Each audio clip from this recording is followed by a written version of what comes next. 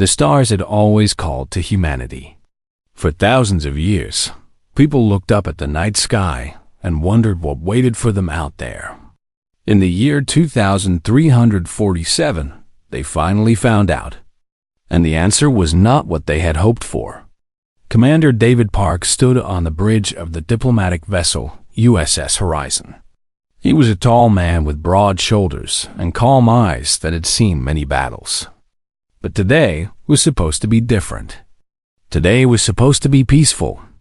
Earth had been invited to join the Galactic Collective, a federation of 47 alien species that had maintained peace for over 12,000 years. David should have felt proud. Instead, he felt uneasy. Beside him stood Dr. Grace Kim, Earth's best expert in alien languages. She was a small woman with sharp eyes and an even sharper mind. She had spent 20 years studying every alien transmission humanity had ever received. Now she would finally meet the beings behind those messages. Lieutenant James Lee worked at the tactical station nearby. He was young but brilliant, always thinking 3 steps ahead of everyone else.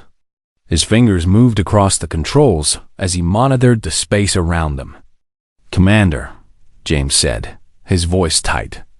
"I'm picking up multiple contacts ahead. They're not on our expected route." David walked to the view screen. In the distance, he could see ships emerging from the darkness of space. They were not the elegant vessels of the collective that had been sent to escort them. These ships were dark and angular, covered in weapons. "Grace," David said quietly, "what species uses ships like that?" Grace's face went pale as she checked her database. "Vorthani. They're members of the collective, but they voted against humanity joining. They believe we are inferior." Before David could respond, the first shot was fired. The Vorthani fleet attacked without warning, without mercy. Green beams of energy tore through space, slamming into the human escort ships. The USS Columbia exploded in a ball of fire, killing everyone aboard instantly. The USS Endeavour tried to flee, but 3 Vorthani cruisers surrounded it and fired together. The ship broke apart like a toy. David watched in horror as 47 of his people died in seconds. "Return fire!" he shouted. But the Horizon was a diplomatic vessel. It had minimal weapons, designed only for self-defense. Their shots barely scratched the Vorthani shields. "Commander, we need to retreat," James yelled over the sound of explosions. David's hands gripped the railing until his knuckles turned white. Every part of him wanted to fight, to make the Vorthani pay for what they had done. But he had a responsibility to the survivors. "All ships, fall back to human space," he ordered, his voice heavy with grief and rage. "Maximum speed." The Horizon fled, leaving behind the burning remains of their fallen comrades. 3 days later, David stood in the great chamber of the Galactic Collective Council. It was a massive room, shaped like a dome, with seats rising in circles toward the ceiling. Hundreds of alien ambassadors sat in those seats, representing species that humanity had only dreamed of meeting. The Vorthani ambassador stood at the center of the chamber. He was a tall creature, almost 8 feet, with gray skin and 4 arms. His eyes were completely black, showing no emotion as he spoke. "The action taken against the human vessels was necessary," the ambassador said, his voice cold. "Humanity is a disease. They spread across their planet like insects, destroying everything they touch. They should never have been granted membership in this collective. We simply performed the cleansing measure." David felt Grace's hand on his arm, trying to calm him. But his blood was boiling. The council chairman, an ancient being from a species called the Valorians, raised his hand for silence. The Vorthani action was unfortunate. However, we must consider the stability of the collective. The Vorthani Dominion is a powerful member. We cannot risk war over this incident. Incident? David stepped forward, ignoring the shocked gasps from the gallery. You call the murder of 47 innocent people an incident? The chairman looked uncomfortable. Commander Park, please understand. The collective has maintained peace for 12,000 years. We cannot jeopardize that peace for a single event. What justice do you offer? Grace asked, her voice steady despite her anger. The chairman exchanged glances with other council members. We will issue a formal condemnation of the Varthani action. Economic sanctions will be applied for a period of 6 months. This is the maximum punishment we can. Sanctions? David's voice echoed through the chamber. They murdered our people in cold blood, and you offer sanctions? The Varthani ambassador laughed. It was an ugly sound, full of contempt. Listen to the primitive creature bark. Your species has been among the stars for barely 200 years. You have no power here. You have no voice. Accept the council's decision and be grateful we don't finish what we started. Silence fell over the chamber. Every eye turned to David, waiting to see how the human would respond to such an insult. David took a deep breath. He thought about the crew members who had died. He thought about their families back on Earth, waiting for news that would break their hearts. He thought about all the years humanity had spent dreaming of the stars, hoping to find friendship and wonder among alien species. Instead, they had found cruelty and injustice. David looked at the Varthani ambassador. Then he looked at the council chairman. Then he let his gaze sweep across every alien in that chamber, making sure they could all see his eyes. You have made a grave miscalculation, David said. His voice was calm, but something in it made several ambassadors lean back in their seats. You look at humanity and see a young species, a weak species, a species that can be bullied and pushed aside. He paused, and when he spoke again, his words carried the weight of all human history behind them. But humanity did not survive ice ages, plagues, world wars, and near extinction by being weak. We did not reach the stars by giving up when faced with impossible odds. You want to know what humanity is? We are the species that fights. We are the species that survives. And we are the species that never ever forgets. David turned and walked toward the exit. Grace and James followed close behind. Commander Park, the chairman called out. What are you going to do? David stopped at the door. He did not turn around. We are going home, he said. And then you will learn exactly what kind of mistake you have made today. The doors closed behind them, and humanity's delegation left the collective council for the last time. In the days that followed, every human ship in the galaxy changed course. They all headed in the same direction, toward a small blue planet on the edge of the Milky Way. Communication channels closed. Trade agreements were canceled. Human ambassadors packed their bags and said goodbye to their alien counterparts. Earth went silent. And across the galaxy, species who had dismissed humanity as primitive began to feel something they had not felt in a very long time. They began to feel afraid. The news of the massacre reached Earth within hours. It spread across every news channel, every social media platform, every screen on the planet. People watched in horror as the recordings played again and again.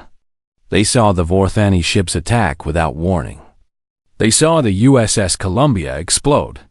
They saw 47 names scroll across their screens, each one representing a mother, a father, a child, a friend who would never come home.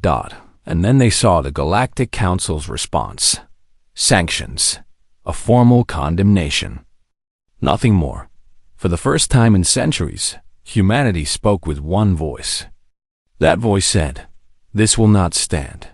Admiral Susan Cho stood before the United Nations Space Command in Geneva. She was 63 years old, with gray hair cut short and eyes that could freeze a man at 20 paces. She had commanded fleets, won battles, and buried too many soldiers to count. She was not a woman who gave speeches. She was a woman who gave orders. "The galaxy thinks we are weak," she said to the assembled leaders. "They think we will accept this injustice because we are new to the stars. They are wrong." The room was silent. Every president, every prime minister, every general listened with complete attention. "Effective immediately, all human vessels will return to the Sol system. We will cut all communication with the Galactic Collective. We will end all trade agreements, all diplomatic relations, all contact with alien species." One of the delegates raised his hand. "Admiral, won't that hurt our economy?" "We depend on trade with. Our economy will survive," Admiral Cho interrupted. "Our pride will not survive another humiliation. Earth must send a message to the galaxy. That message is simple. We are not your victims. We are not your servants. And we are not afraid of you." The delegates voted. The result was unanimous. Earth went dark. Meanwhile, deep beneath the Pacific Ocean, in a facility that did not exist on any map, Director Michael Yoon watched screens filled with data. He was a quiet man with glasses and gentle hands that had designed the most terrifying weapons in human history. Project Prometheus had been his life's work for 30 years. When humanity first discovered that aliens existed, the world's governments made two decisions. The first was to make contact and seek peaceful relations. The second was to prepare for the possibility that peace might fail. Michael had been given unlimited resources and complete secrecy. His mission was simple: make sure that if any alien species ever attacked Earth, they would regret it for the rest of their very short existence. Now, standing in the control room of Project Prometheus, Michael felt a cold satisfaction. The Vorthani had no idea what was coming. Dr. Grace Kim arrived at the facility 3 weeks after the massacre. She had spent those weeks analyzing every piece of Vorthani data the Horizon had collected before the attack. What she had found kept her awake at night. "Director Yoon," she said, placing a datapad on his desk. "The attack on the Horizon wasn't random. It was a test." Michael looked up from his work. "A test?" "The Vorthani wanted to see how we would react. They wanted to see if the collective would protect us." Grace's voice was steady, but Michael could see fear in her eyes. "The collective did nothing, which means the Vorthani now know that no one will stop them." She pressed a button on the datapad. A holographic map appeared, showing troop movements, fleet positions, and invasion routes. "They're planning a full-scale invasion of Earth," Grace said. 6 months from now, they're going to try to wipe us out completely."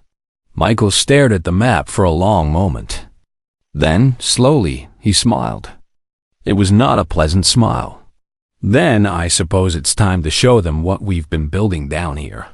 He led Grace through the facility, past laboratories filled with scientists and engineers, past testing ranges where prototype weapons turned targets into dust, past rooms filled with secrets that would have terrified the Galactic Collective. Finally, they reached a massive hangar. Grace stopped and stared, unable to believe what she was seeing. Ships, hundreds of them, but not like any ships she had ever seen before. These vessels were sleek and black, covered in strange patterns that seemed to shift and move. They looked less like machines and more like living shadows given form. "We call them the Judgment Class," Michael said quietly. "Each one carries enough firepower to destroy a small moon. Their hulls are made of a material we developed ourselves. It bends light and energy around itself. In simple terms, Doctor, these ships are almost impossible to hit." "How?" Grace whispered. "How did we build all this without anyone knowing?" "Because everyone underestimated us," Michael replied. "The collective, the Vorthani, even our own people. They all thought humanity was too young, too primitive to pose a real threat." He looked at the ships with pride in his eyes. They were very, very wrong. That night, Grace sent a message to Admiral Cho, It was encrypted with the highest level of security Earth possessed. "The invasion is coming," she reported. "But I've seen what we have. Admiral, I think we're going to be okay." Admiral Cho read the message in her office. Outside her window, she could see the night sky, filled with stars that had once seemed so beautiful and full of promise. Now they seemed like enemy territory, hiding threats that wanted to destroy everything she loved. She thought about her daughter, who had just turned 12. She thought about her grandson, still a baby. She thought about all the children on Earth who deserved to grow up without fear. Then she picked up her communicator and sent a single order to every military installation on the planet and in orbit. "Wake the giants." Across Earth, sealed doors opened for the first time in decades. Secret bases activated. Underground factories began to hum with activity. Ships that had been hidden in asteroids, on the dark side of the moon, in the depths of the ocean, all started their engines. For 200 years, humanity had dreamed of peaceful exploration among the stars. They had hoped to find friends. They had hoped to find wonder. Instead, they had found enemies. Now, in the silence of space, those enemies waited. The Vorthani sharpened their weapons and counted down the days until they could wipe humanity from existence. The Galactic Collective watched from a distance, curious to see what would happen to the primitive species gonna dare to walk away from there. Council. None of them knew what was coming. None of them understood that Earth's silence was not the silence of fear or defeat. It was the silence before a storm. The silence of a predator preparing to strike in the darkness between stars. Humanity prepared its response, and when that response came, the entire galaxy would tremble. Admiral Susan Cho stood at her window, watching the stars. "You wanted a war," she whispered to the darkness. "You should have been more careful what you wished for." Somewhere in the distance, thunder began to gather. 3 months passed. To the rest of the galaxy, Earth remained silent and invisible behind a wall of closed borders and ended communications. The Galactic Collective sent hundreds of messages, asking for dialogue, for negotiation, for any kind of response. They received nothing. The Vorthani Dominion saw this silence as proof of their victory. The primitive humans had retreated to their little planet, too scared to face the superior species. The Vorthani Supreme Commander, a warlord named who had conquered 11 species in his long career, laughed at reports of Earth's isolation. "They hide like frightened animals," he told his generals. "When we come for them, they will beg for mercy. We will give them none." The Vorthani war fleet assembled at the edge of human-controlled space. 800 warships, each one bristling with weapons. It was the largest military force the Dominion had ever gathered. Enough firepower to reduce Earth to rubble 1,000 times over. The Supreme Commander stood on the bridge of his flagship, a massive vessel called the Conqueror's Fist. Around him, his officers monitored the fleet's positions and prepared for the invasion. "Send a message to Earth," the Supreme Commander ordered. "Tell them they have 1 hour to surrender unconditionally. If they refuse, we will destroy every human settlement in the solar system before we turn their homeworld into ash." The message was sent. The Vorthani waited, confident in their power. 1 hour passed. Then 2. Then 3. No response came from Earth. The Supreme Commander's patience ran out. "Begin the invasion," he commanded. "Show these insects what happens when they defy the Vorthani Dominion." The fleet began to move. 800 ships, advancing toward humanity's home like a wave of destruction. And then something appeared in their path. A single ship emerged from hyperspace directly in front of the Vorthani Armada. It was small, barely larger than a patrol craft. Its hull was black, covered in those strange shifting patterns that seemed to absorb light itself. Compared to the massive warships surrounding it, the vessel looked like a toy. Captain Daniel Shin sat in the command chair of the USS Judgment. He was 35 years old, a quiet man who rarely smiled. He had volunteered for this mission, knowing he might not survive it. But he had also seen the recordings of the massacre. He had watched his fellow humans die while the galaxy did nothing. Today, he would make sure no one ever forgot what happened next. "Captain," his communications officer said, "the Vorthani are demanding we identify ourselves and surrender." Daniel leaned back in his chair. "Open a channel. Let them see my face." The screen flickered, and suddenly Daniel was looking at the Supreme Commander himself. The alien's black eyes showed surprise at seeing a human so calm in the face of such overwhelming force. "You are either very brave or very stupid, human," the Supreme Commander said. "One small ship against 800. Do you wish to die?" Daniel smiled. It was not a friendly smile. "I am Captain Daniel Shin of the United Nations Space Command. I am here to deliver a message from Earth." The Supreme Commander laughed. "A message? What message could you possibly deliver that would matter?" "This one," Daniel said. "You killed 47 of our people. You called us inferior. You planned to wipe out our species." He paused, letting the words sink in. "That was a mistake." Before the Supreme Commander could respond, Daniel gave the order. "Fire." The USS Judgment fired a single shot. What happened next would be studied, debated, and feared for generations to come. A beam of pure darkness erupted from the Judgment's main weapon.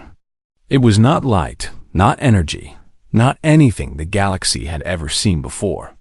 It was something that seemed to unmake reality itself. The beam struck the Conqueror's fist. The flagship did not explode. It did not break apart. It simply ceased to exist. Every atom, every molecule, every particle of the massive warship was erased from existence in less than a heartbeat. But the beam did not stop there. It spread outward in all directions, passing through every Vorthani ship within 1,000 kilometers of the flagship. Each vessel it touched disappeared in the same way, erased from reality as if they had never existed at all. The entire attack lasted 0.003 seconds. When it was over, 412 Vorthani warships were gone. Not destroyed, not damaged, simply gone. The remaining Vorthani ships drifted in shock. Their sensors could not understand what had happened. Their crews stared at empty space where moments ago their comrades had been. Their minds struggled to process what they had witnessed. Captain Daniel Shin opened a channel to every frequency in the galaxy. His face appeared on screens across thousands of worlds. In the halls of the Galactic Collective, in the palaces of the Vorthani Dominion, and in the homes of billions of beings who had never seen a human before. "To the Vorthani Dominion," he said, his voice calm and cold. "Your Supreme Commander is dead. Your flagship is gone. Half your fleet has been erased from existence. This is what happens when you attack humanity." He paused, letting the silence stretch across the stars. "To the Galactic Collective, who abandoned us when we needed justice. To every species that looked at humanity and saw only primitive weaklings. Look at what we are capable of. Look at what we have been building while you dismissed us as inferior." Daniel leaned forward, and his eyes seemed to pierce through the screen into the soul of every being watching. This was not a war. This was a demonstration. We wanted you to see exactly what will happen to anyone who threatens Earth again. His voice dropped lower. "This weapon, this ship, is just the beginning. We have more. Many, many more." Across the galaxy, ambassadors and generals and leaders of every species felt a chill run through their bodies. "The Vorthani killed 47 humans," Daniel continued. "Today, we killed over 400,000 Vorthani. We consider this matter settled. But let this be a warning to all who would harm our people. The next time will not be a demonstration. The next time will be an extinction. He reached for the controls. Remember this day. Remember what you saw. And remember that humanity does not forgive. Humanity does not forget. And humanity does not lose. The transmission ended. In the chaos that followed, the remaining Vorthani ships fled in every direction. Some surrendered to the judgment, begging for mercy. Others tried to run back to their home space. A few, driven mad by what they had witnessed, fired on each other in their panic. The USS Judgment did not fire again. Its mission was complete. Captain Daniel Shin sat back in his chair and closed his eyes. He thought about the 47 crew members who had died on the horizon. He hoped, wherever they were, that they had seen what happened today. "This was for you," he whispered. "Rest now. You have been avenged." Behind him, his crew worked in silence. There were no celebrations, no cheers of victory. They all understood that what had happened today was not something to celebrate. It was a terrible, necessary thing. Humanity had shown the galaxy its true face. And that face was not weak. That face was not primitive. That face was ancient and fierce, forged in millions of years of survival against impossible odds. The galaxy had poked a sleeping giant, and now the giant was awake. In the days following the demonstration, the recording of the USS Judgment's attack spread to every corner of known space. Beings who had never heard of Earth watched in horror as 400 Vorthani warships vanished in less than a second. Species that had dismissed humanity as primitive insects suddenly found themselves unable to sleep at night. The Galactic Collective Council held emergency meeting after emergency meeting. Ambassadors screamed at each other, pointing fingers, demanding answers. How had the humans developed such technology? Why had no one seen this coming? What were they supposed to do now? The Vorthani Dominion collapsed into civil war within a week. Half their military had been erased in a single moment. Their supreme commander, their fleet, their pride, all gone. Different factions blamed each other for the disaster. Worlds that had been conquered by the Vorthani centuries ago saw their chance and rose up in rebellion. And through it all, Earth remained silent. Ambassador Jennifer Beek was 45 years old. She had spent her career as a diplomat, negotiating trade deals and resolving conflicts. She had never expected to become the face of humanity's revenge. But when Admiral Cho asked her to deliver Earth's demands to the Collective, she did not hesitate. Jennifer arrived at the Collective's capital station aboard a single shuttle. No escorts, no warships, no displays of force. She did not need them. The entire galaxy had seen what a single human ship could do. The message was clear. Earth did not need to threaten. Earth simply acted. The council chamber was silent when Jennifer walked in. Every ambassador watched her with wide eyes. Some showed fear. Others showed hatred. A few showed something that might have been respect. Jennifer walked to the center of the chamber and stood, exactly where Commander David Park had stood months ago, when he had warned the council that they were making a mistake. "Members of the Galactic Collective," she began, her voice calm and clear. "I bring a message from Earth." The council chairman, the same Valorian who had offered sanctions in response to the massacre, leaned forward in his seat. His ancient face showed exhaustion and worry. "Ambassador Beek, the Collective wishes to express its deepest regrets for the tragedy that occurred. We understand now that our response was insufficient. We are prepared to discuss new terms." Jennifer smiled. It was a polite smile, but there was no warmth in it. "We are not here to discuss terms, Chairman. We are here to deliver demands." The chamber erupted in angry voices. How dare the humans make demands? Who did they think they were? Had they forgotten that the Collective had existed for 12,000 years? Jennifer waited until the noise died down. Then she continued as if nothing had happened. Demand 1. All Vorthani, military commanders involved in the attack on the USS Horizon, will be surrendered to human custody within 30 days. They will stand trial for the murder of 47 human citizens. If found guilty, they will be executed. That is unacceptable. A Vorthani representative shouted. The Dominion does not surrender its own. The Dominion no longer exists in any meaningful way, Jennifer interrupted. What remains of your government will comply, or we will come and take the criminals ourselves. I assure you, you do not want that. The Vorthani representative fell silent. Demand 2. Jennifer continued. Humanity will be granted full voting rights in the Galactic Collective, effective immediately. Our voice will be equal to any other species. We will have a seat on the Security Council. The chairman raised his hand. Ambassador, full membership rights take decades to earn. There are procedures. EVILUATIONs. Your procedures allowed 47 of our people to be murdered while you did nothing.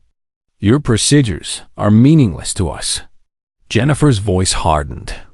This is not a request. She paused, letting her words sink in. Demand 3. Jennifer touched a control on her wrist, and a holographic display appeared in the center of the chamber. It showed Earth, beautiful and blue, spinning slowly in the void. Then the image expanded, showing the space around Earth. The ambassadors gasped. Ships, thousands of ships, spread across the solar system like a vast web of steel and fire. Each one was marked with Earth's symbol. Each one carried weapons that could tear apart planets. This is our fleet, Jennifer said. 12,000 vessels. Many carry weapons similar to the one used against the Vorthani. Some carry weapons even more powerful.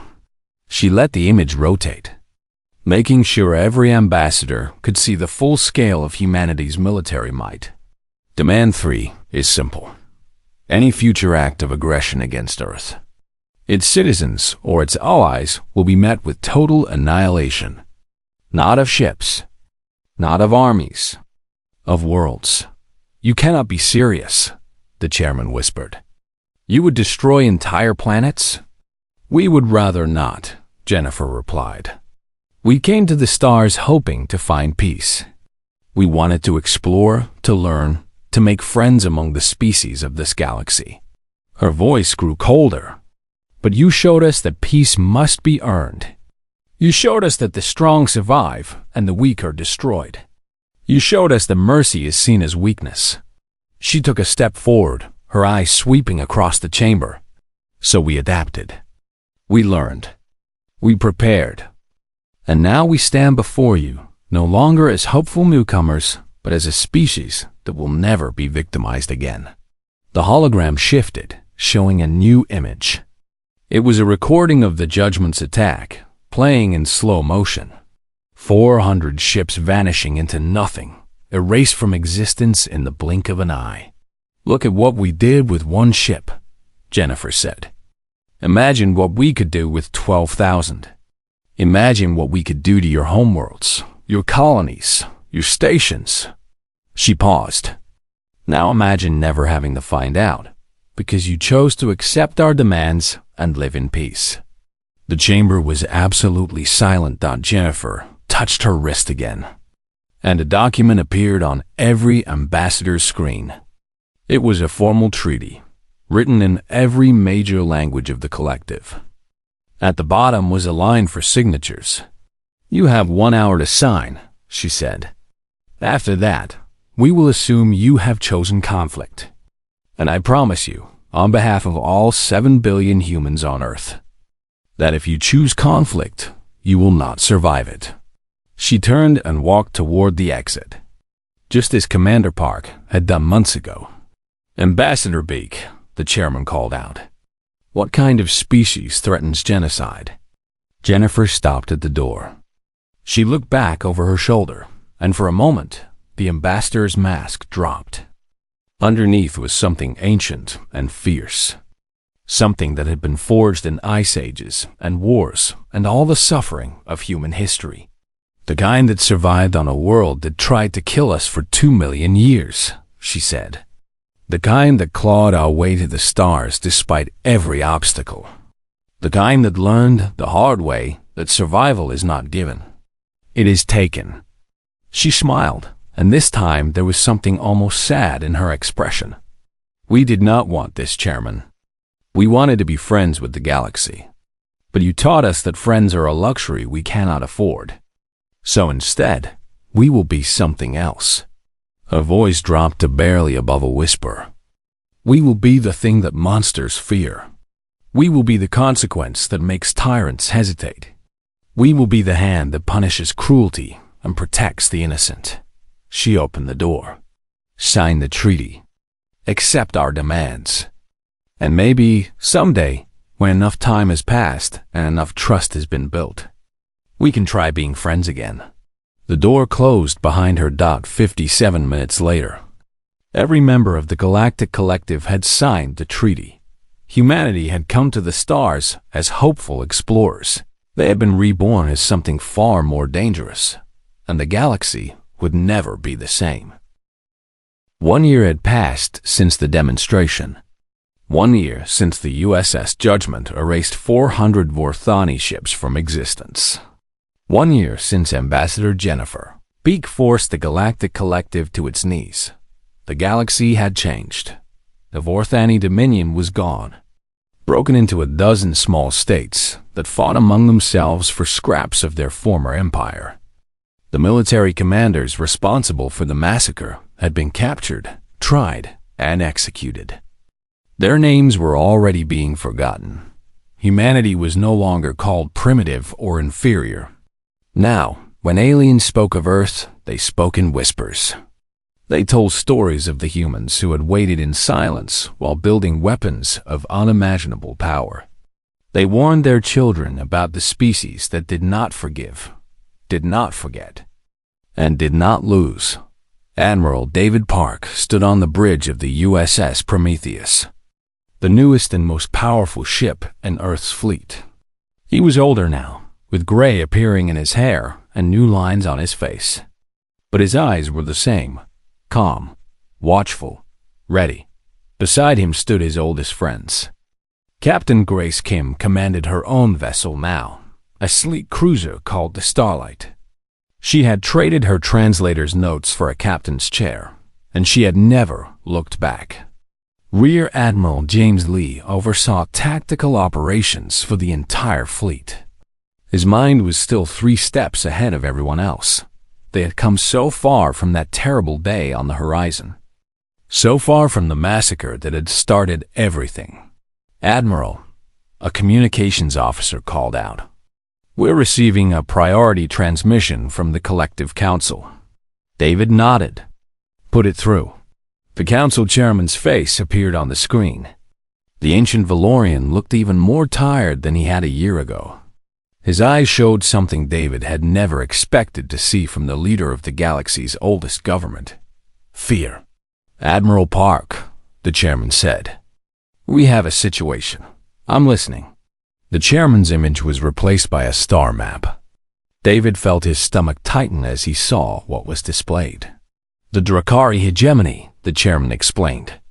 A species from the outer rim of the galaxy. They have conquered over 200 worlds in the past 5,000 years. They have never been defeated in battle. The map showed a massive fleet moving through space. Red dots representing ships, thousands and thousands of them, advancing toward collective territory. 10,000 warships, the chairman continued. They've sent us an ultimatum. We have 30 days to surrender. If we refuse, they will begin their conquest with the nearest collective worlds. James stepped forward, studying the display. Their technology? Superior to most collective species. Their shields can withstand our heaviest weapons. Their offensive capabilities are significant. The chairman paused. Admiral Park, the Collective Security Council has voted. We are officially requesting humanity's protection. Silence fell over the bridge. 1 year ago, the collective had abandoned humanity. They had offered sanctions and condemnations while 47 people lay dead. They had called humans primitive, inferior, unworthy of justice. Now they came begging for help. David thought about telling them no. He thought about letting the Drakari sweep through collective space, teaching all those species what it felt like to be helpless against a superior enemy. A part of him, a dark and angry part, wanted to watch them suffer, but then he thought about the innocent beings on those worlds. The children who had done nothing wrong. The families who just wanted to live in peace. They were not responsible for the collective's failures. They did not deserve to die for the sins of their leaders. David had learned something in the past year. Being powerful did not mean being cruel. True strength was not just the ability to destroy. It was the ability to protect. Chairman, David said slowly, 1 year ago, you abandoned us. You watched our people die and did nothing. The chairman bowed his head. I know, and I'm sorry. The collective failed humanity.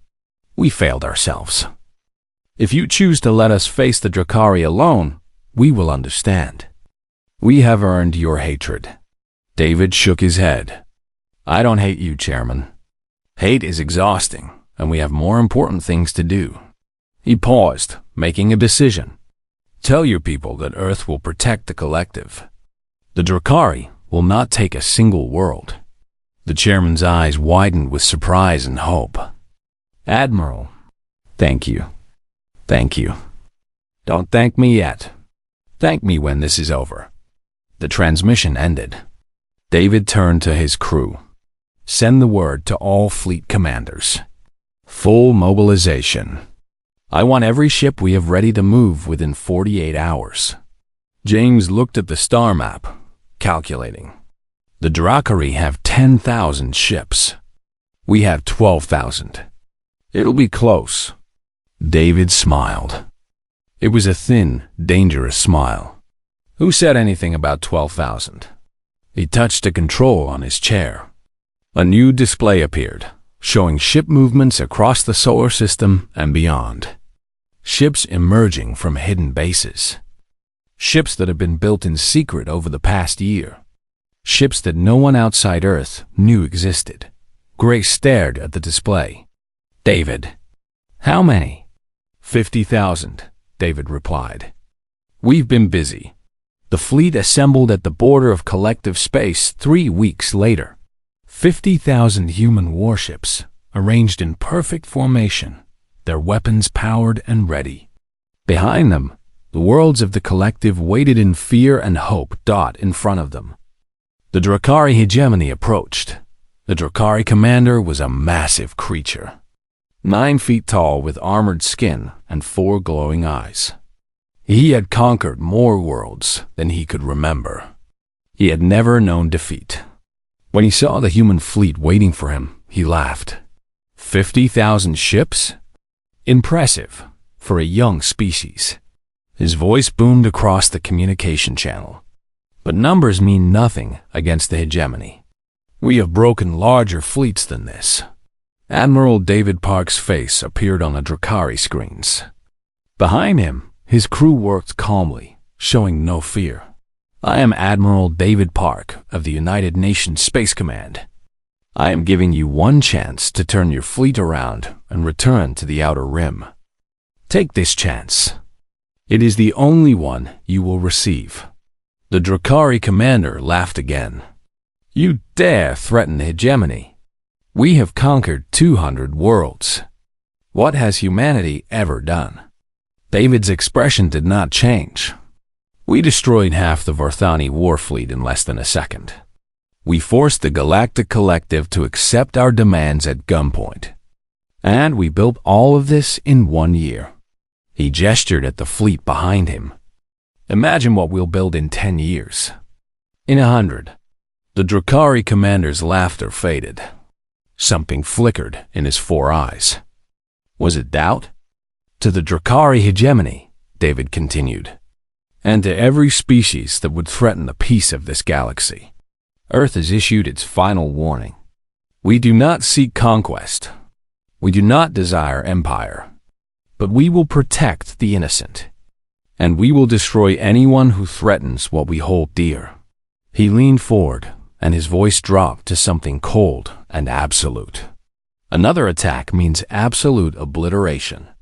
Not of your ships, not of your armies, of your worlds, your civilization, your species.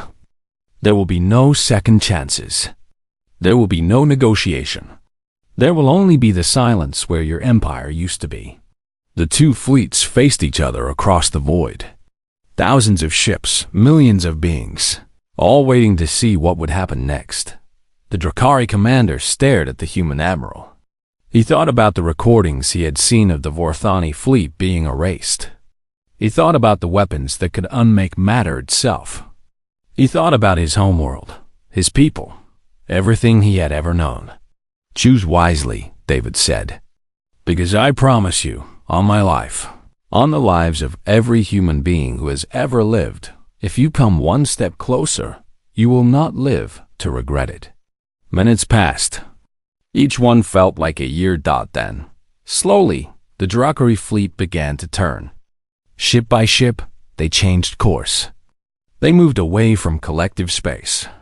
They retreated toward the outer rim, leaving their conquest behind.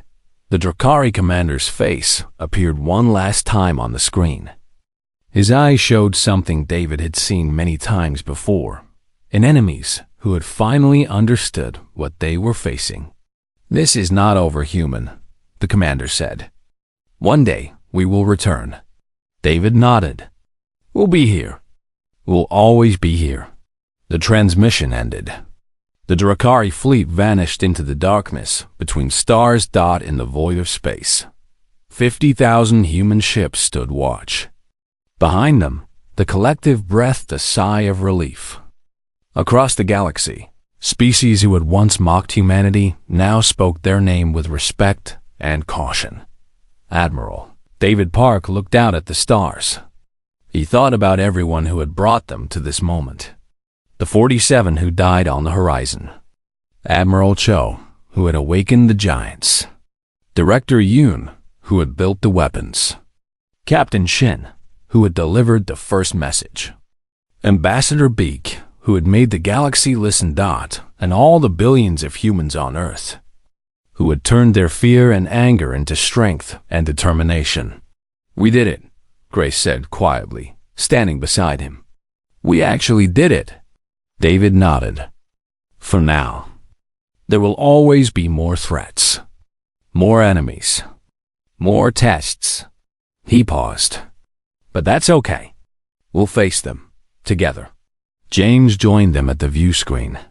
The three old friends stood together, looking out at the galaxy they had changed forever. "What do you think comes next?" James asked. David considered the question. He thought about everything humanity had been through. The wars, the suffering, the near extinctions. And yet, through it all, they had survived. They had grown. They had become something